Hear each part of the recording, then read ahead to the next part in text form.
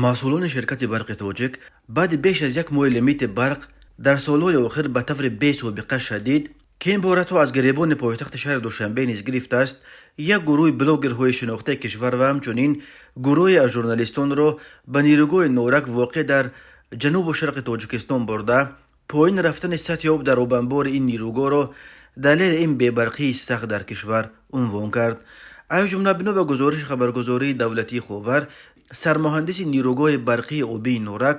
محمد امین محمد سیدزاده به ژورنالیستان و بلاگرها به نورک سفر برشده فهمانده است که در همین شب و روز سطح آب آبانبار نیروگاه نورک به حالت 2 اپریل سال 2024 نسبت به همین دوره سال گذشته 5 متر و 7 سانتی متر پست فرآمده است. به گفته او موافق معیار سطح آب آبانبار نورک باید در سطح 910 متر باشد، ولی حالا سطح آب 850 متر یعنی 53 متر پایینتر از معیار است. محمد سیدزاده این را کمی آب در دریای وخش، کم بارش آمدن زمستان امسال و به دلیل ادامه سردی ها در مناطق بلندکوه در آب شدن پیریخ‌ها ربط داده است. محمد امین محمد سیدزاده گفته است اگر سطح آب در آبانبار تا 910 متر بالا رود، این فشار آب را افزایش داده به افزایش تولید برق مساعدت می کند، ولی حالا که آب کم است نیروگاه نمی تواند مقدار کافی نیروی برق را تولید کند. او گفت مشکل فقط در کم‌آبی است،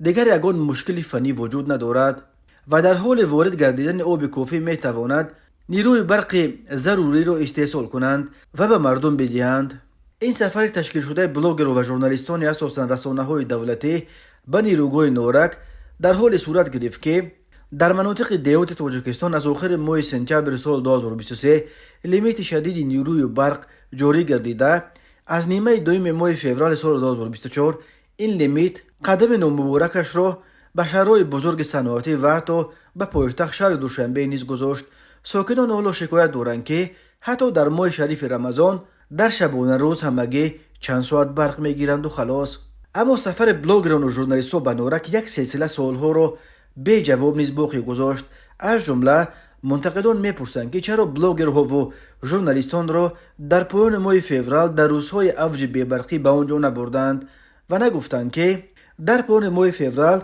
که دادن برق را به مردم شدیداً کم کردند سطح آب آبانبار نورک چقدر بود. آن وقت چند روز بلاگرهای طرفدار حکومت با نشر یک عکس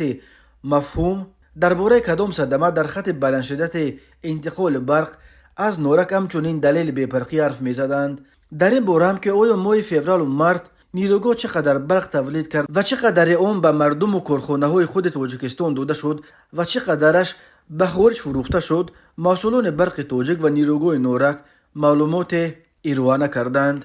قرار معلوم منتقدان و مخالفین حکومت دلیل اصلی بی‌برقی ماه آخر را در فروختن برق به خارج و اساساً به افغانستان تحت رهبری حرکت تندرو طالبان می‌بینند و بر اینند که فروش برق به افغانستان با سخیمه‌های کروپسیونی صورت گرفته در یگان جا ثبت نمی‌شود و پولش به کیسه چند نفر می‌رود. به عقیده منتقدان یک سبب اصلی بیس افزودن و از مرز 3 میلیارد دلار گذشتن قرضای شرکت برق تاجیک همین فروش برق به افغانستان است.